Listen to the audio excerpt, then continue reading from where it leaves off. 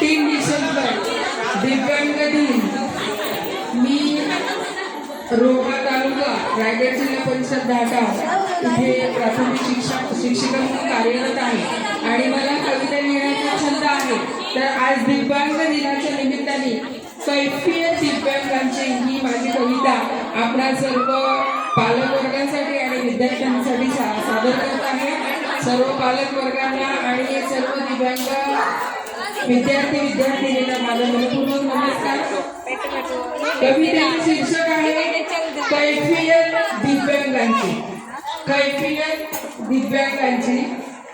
कधी कधी वाटतं परमेश्वर तरी निपक्षपाती आहे का? कधी कधी वाटतं परमेश्वर तरी निपक्षपाती आहे का? निष्पाप बालकांना का देतो दिव्यांगता? निष्पाप बालकांना का देतो दिव्यांगता? भ्रष्टाचारी लबाडांनाच का असता? का निष्ठूर झाला समूह? जन्मताच दिली विकलांगता?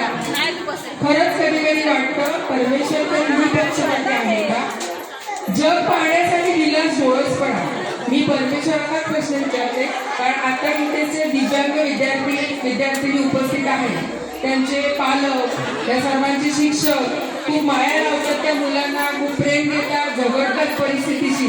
पण हा प्रश्न कवितेच्या माध्यमातून मी परमेश्वराला विचारते की तुम्ही जन्माला घातलंच तर अशा अवस्थेत का घातलं? तर खरंच कधी कधी वाटतं परमेश्वर तरी निपक्षपाती आहे का? जन्मताच पाय असून का असती व्यंग? जन्मताच पाय असून का असती व्यंग?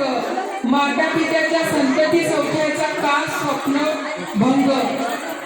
स्वावलंबी करायचेच नव्हते तर तो जन्मच का?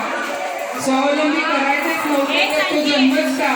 खरंच कधी कधी वाटतं परमेश्वर तरी निपक्षपाती आहे का? आई म्हणजे आत्मा आणि ईश्वर। आई म्हणजे आत्मा आणि ईश्वर। मग मुक्याने कसा घालायचा आईचं जागर? वाचा दोषापायी भावनांना शब्दच नाही का? वाचा दोषापायी भावनांना शब्दच नाही का? कधी कधी वाटतं परमेश्वर तरी निपक्षपाती आहे का? कर्णबधी बालकांनी कसं ऐकायचं पक्षी किलबिलाट? कर्णबधी ज्या मुलांना ऐकू येत नाही, परमेश्वराला मी प्रश्न विचारते, काय त्यांना कर्णबधीरता दिलीस? कर्णबधीर बालकांनी कसं ऐकायचं पक्षी किलबिलाट?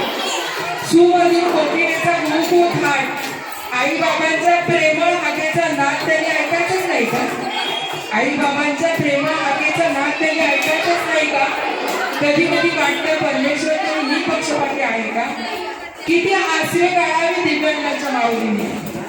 आई रडत असते, परिस्थितीशी झगडत असते, पण माझा मुलगा पण माझी मुलगी पण इतरांच्या बरोबरीने वागली पाहिजे, खेळली पाहिजे, म्हणून आई बाबा झगडत असतात। किती आसरे काढावे दिव्यांगांच्या माऊलीने, किती आदर करावा शिक्षकांच्या सावलीने। सरकारी योजना सर्व दिव्यांगांपर्यंत पोहोचतायत का? कधी कधी वाटतं परमेश्वर तरी निपक्षपाती आहे का?